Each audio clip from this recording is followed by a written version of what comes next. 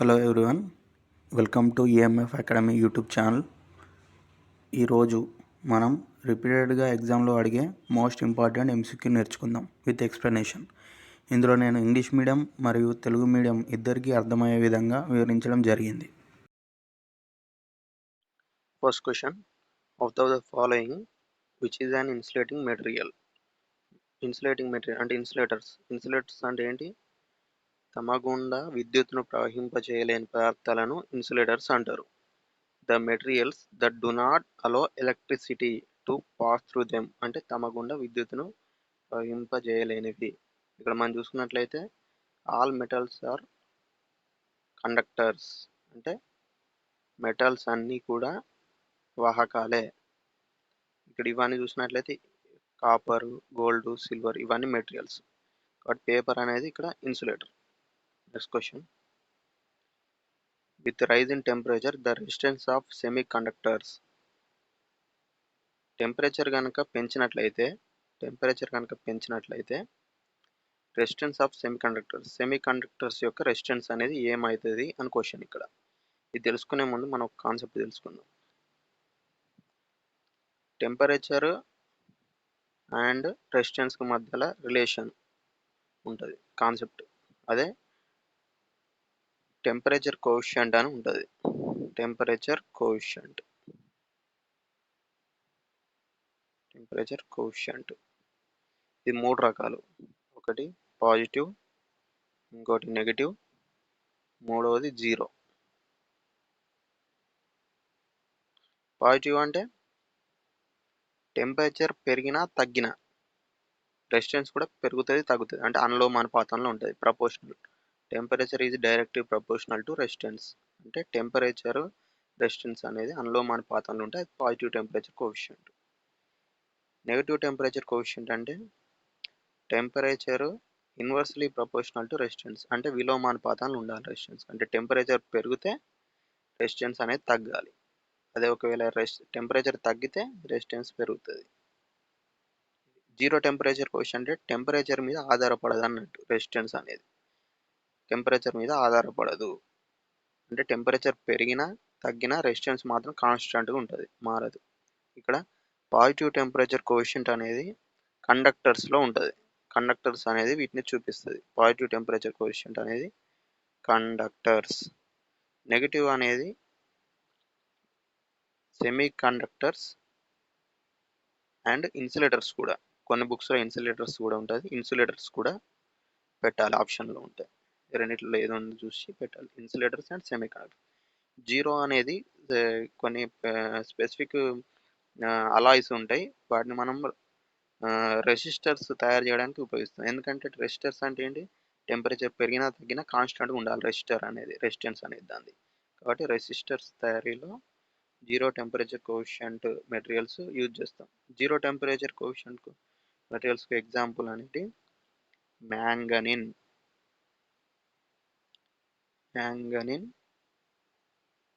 And కాన్స్టంటాన్.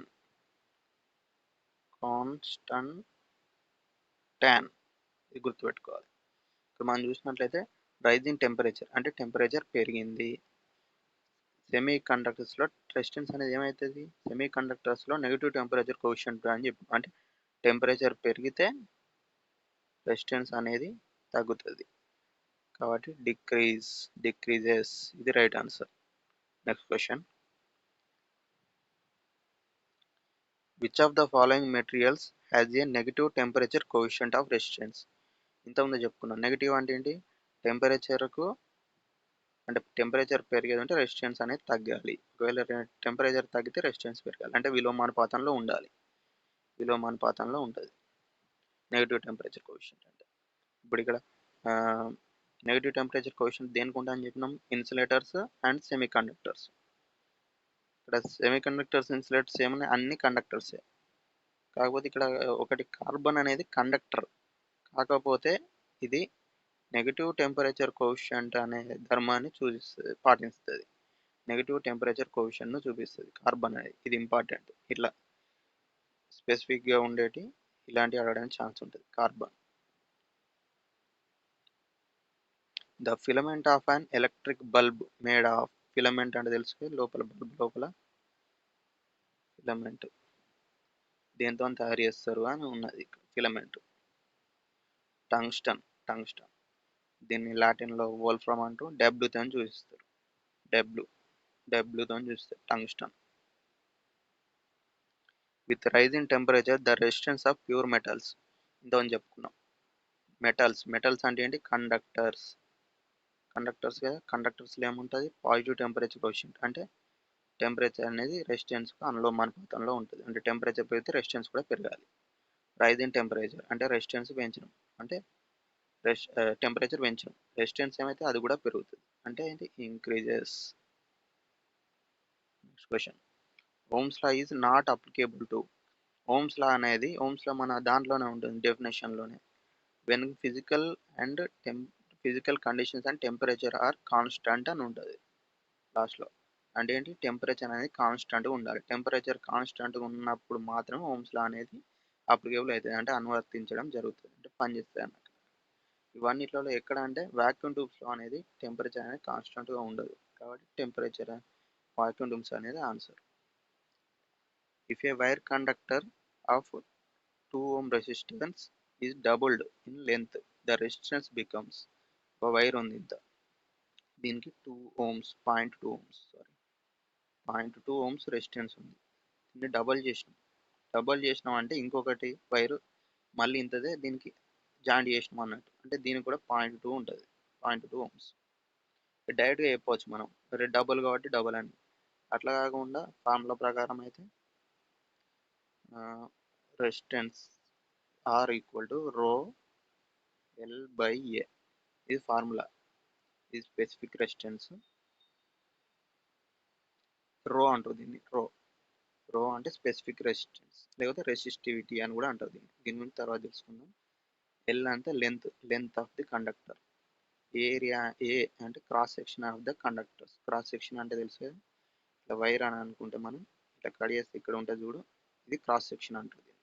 Cross section of the conductor. ఇది length of the conductor, ఇది L. Are అంటే resistance ఎంత ఉందని తెలుసుకోవడానికి ఇది ఫార్ములా. ఇక్కడ దీని నుండి మనం చూసినట్లయితే ఆర్ అండ్ ఆర్కి ఎల్కి ప్రపోర్షనల్గా ఉంటాయి. అంటే ఆర్ ఎంత పెరిగితే లెంత్ ఎంత పెరిగితే రెసిస్టెన్స్ కూడా అంత పెరుగుతుంది. లెంత్ అనేది ఇక్కడ డబల్ అయింది కాబట్టి రెసిస్టెన్స్ కూడా డబల్ అవుతుంది. డబల్ అంటే ఏంది? 0.2 ఇంటూ 2, 0.4 ohms. 0.4 ohms, ఇది right answer. The ratio of mass of proton to that of electron is nearly. Ratio of proton to the electron. ఇక్కడ ఎలక్ట్రాన్ అనేది ప్రోటాన్లో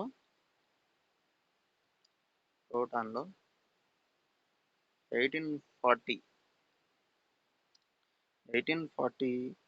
భాగం ఉంటుంది. అంటే ప్రోటాన్ బై 1840 చేస్తే ఎలక్ట్రాన్ వస్తుంది. ఇది అంటే ఎలక్ట్రాన్ అనే పరిమాణం ఏంటంటే ప్రోటాన్ను మనం 1840 భాగాలు చేస్తే ఎంత ద్రవ్యరాశి ఉంటుందో అంత ఒక ఎలక్ట్రాన్కి ఉంటుంది అన్నమాట. అంటే ఎలక్ట్రాన్ అనేది చిన్నది ప్రోటాన్ కన్నా ద్రవ్యరాశిలో. ఇది గుర్తుపెట్టుకోవాలి. ఇక్కడ మనం ప్రోటాన్ ఈస్ట్ ఎలక్ట్రాన్ అడిగిండు. కాబట్టి 1840 అన్నట్టు ఆన్సర్. 1840. ఇవి రెండు ఆప్షన్లు ఒకటే ఇచ్చిండు కాబట్టి ఏదైనా ఒకటి 1840. అదే ఒకవేళ రివర్స్లో electron to that of proton అని అడిగింది అనుకో, ఎలక్ట్రాన్ ఇస్టు ప్రోటాన్ అని అడిగితే రివర్స్ అవుతుంది, 1/1840 అవుతుంది. 1840 ఇది ఆన్సర్ అవుతుంది. Next question, an instrument which detects electric current is known as, అంటే ఒక వలయంలో విద్యుత్ ప్రవాహాన్ని గుర్తించేది. అంటే ఒక్కొక్క వలయంలో ఇట్లా కరెంటు పోతుంది కదా, కరెంటు పోతుంది అనుకున్నాం, ఇట్లా రెసిస్టెన్స్ కానీ బల్బ్ కానీ ఏదైనా కనెక్ట్ చేసి ఇట్లా కరెంటు పోతుందా లేదా అని తెలుసుకోవడానికి ఏం వాడతాం అన్నట్టు. ఒక మీటర్ కనెక్ట్ చేస్తాం, అదే గాల్వనోమీటర్ చూపిస్తుంది. గాల్వనోమీటర్ సింబల్ అనేది ఇట్లా ఉంటుంది, గాల్వనోమీటర్. లేకపోతే జీ అని అయినా చూపెడతాం. గాల్వనోమీటర్ అనేది విద్యుత్ ప్రవాహాన్ని చూపిస్తుంది. A thermistor has థర్మిస్టర్ అనేది పాజిటివ్ టెంపరేచర్ కోఎఫిషియెంట్ను కలిగి ఉంటుంది.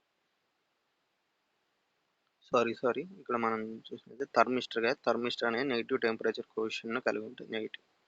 ఇది డైరెక్ట్ ఎందుకు చెప్తున్నానంటే ఇది కొంచెం మనకి ఎలక్ట్రానిక్స్లో వస్తుంది. దాని గురించి తర్వాత చెప్తున్నాను. ఇది డైరెక్ట్ చెప్తున్నాను అనుకోకండి. నెగిటివ్, ఇది డైరెక్ట్ గుర్తుపెట్టుకోండి. నెగిటివ్ టెంపరేచర్ కోఎఫిషియెంట్ థర్మిస్టర్ అనేది. 3 resistances of 10 ohms, 15 ohms, 30 ohms are connected in parallel. The total resistance of the combination is 3 resistors ఇలా కనెక్ట్ చేశారు. దీంట్లో ప్యారలల్లో కనెక్ట్ చేశారు కదా. సప్లై చేసిన 10, 15, 30 కనెక్ట్ చేస్తే ఏంది ఫార్ములా ఏంటి? Formula R1 R2 R3 by R1 R2 plus R2 R3 plus R3 R1.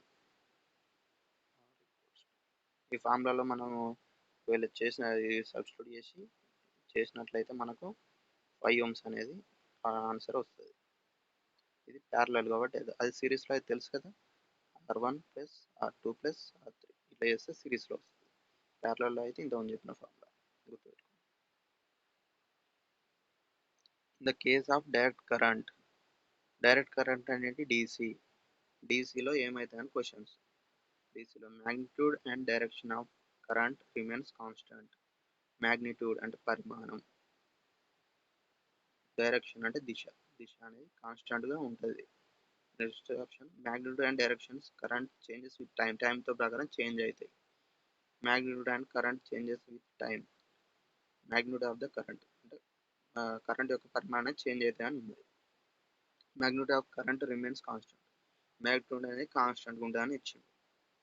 దీంట్లో మనకి ఏది రైట్ ఆన్సర్ అంటే first magnitude and direction of the current remains constant.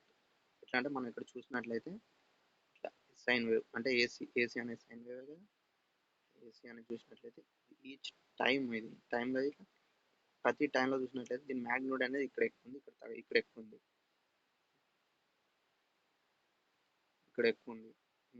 ఇక్కడ మీడియం ఉంది, ఇక్కడ తక్కువ ఉంది. అంటే టైంతో ప్రకారం చేంజ్ అవుతుంది కాబట్టి మ్యాగ్నిట్యూడ్ అనేది చేంజ్ అవుతుంది. ఏసీలో ఇది ఏసీకి చేంజ్ అవుతుంది. అట్లనే కాన్స్టాంట్గా ఉందా, దిశ కూడా మారుతుంది. ఇప్పుడు కిందికి పోతుంది, ఇట్లా పైకి దిశ మారుతుంది కదా. కాబట్టి ఏసీలో అనేది టైం ప్రకారం చేంజ్ అవుతూ ఉంటుంది మ్యాగ్నిట్యూడ్ అండ్ డైరెక్షన్. ఇక్కడ మనకు అడిగిన డీసీకి ఎట్లా ఉంటుంది అంటే ఇట్లా చక్కగా పోతుంది డీసీకి. ఇది డీసీ కరెంట్. డీసీ టైంతో ప్రకారం చేంజ్ కాదు, మ్యాగ్నిట్యూడ్ ఒకే విధంగా ఉన్నది.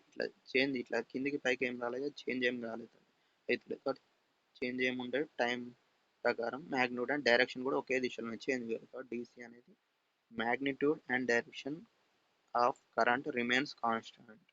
కాబట్టి ఇది right answer. Okay, thanks for watching. Subscribe చేయని వాళ్ళు సబ్స్క్రైబ్ చేసుకోండి. ఇలాగే ప్రతిరోజు సబ్జెక్ట్ మొత్తం అప్లోడ్ చేయడం జరుగుతుంది.